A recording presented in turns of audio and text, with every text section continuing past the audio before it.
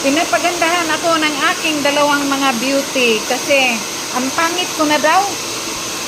Wala na kaming customer. Kaya ayan, pinapagandahan ako kasi para daw ako makapag-asawa ng afam. Kailan pa kaya?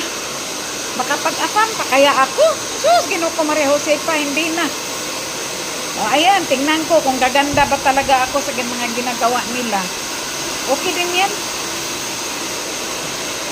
Tingnan natin kung hanggang saan yung pagpa-beauty nila.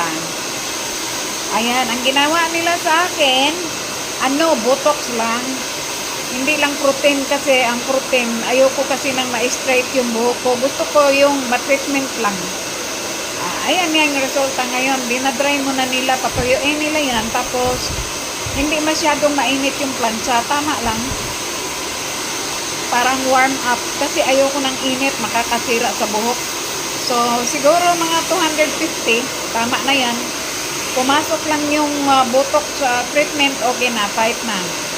So, in a few minutes, it will be done for drying my hair and then they will start ironing to